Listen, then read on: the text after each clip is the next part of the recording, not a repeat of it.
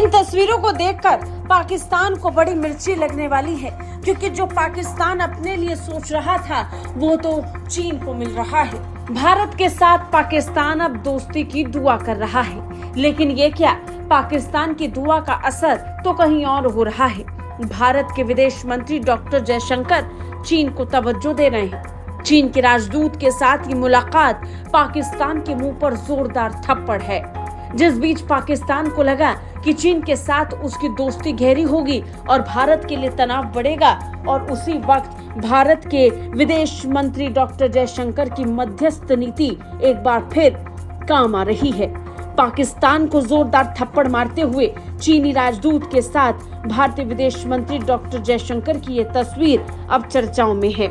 LAC पर तनाव के बीच भारत और चीन के बीच लंबे वक्त से राजनयिक स्तर पर बातचीत नहीं हुई है। जो भी बातचीत हुई वो सैन्य स्तर पर LAC को लेकर हुई, लेकिन अब भारतीय विदेश मंत्री डॉक्टर जयशंकर ने चीनी राजदूत के साथ मुलाकात की है।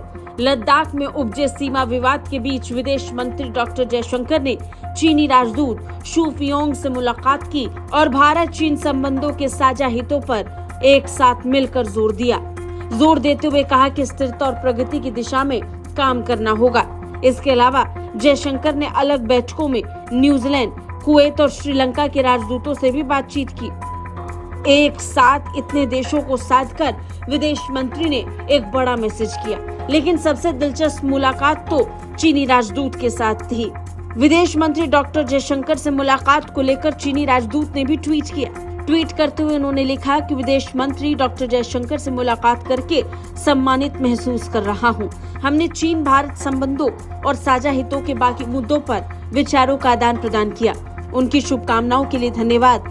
चीन भारत संबंधों के विकास को सही दिशा में आगे बढ़ाने के लिए भारतीय पक्ष के साथ काम करने के लिए तत्पर हूँ। कुल मिलाकर ये ट्वीट बताने के लिए काफी है कि LAC पर विवादों को सुलझाने के लिए भारत और चीन मिलकर काम करने के लिए तैयार है। दोनों देश बैठकर बातचीत के लिए विवाद को सुलझाने में लग चुके हैं और यहीं से बुरी खबर पाकिस्तान के लिए पहुंच रही है। मुलाकात को लेकर विदेश मंत्रालय ने भी ट्वीट किया और जानकारी दी कि चीनी राजदूत शू फियोंग का स्वागत भारतीय विदेश मंत्री डॉक्टर जयशंकर ने किया। द्विपक्षीय मुद्दों को लेकर भी दोनों देशों के बीच बातचीत हुई।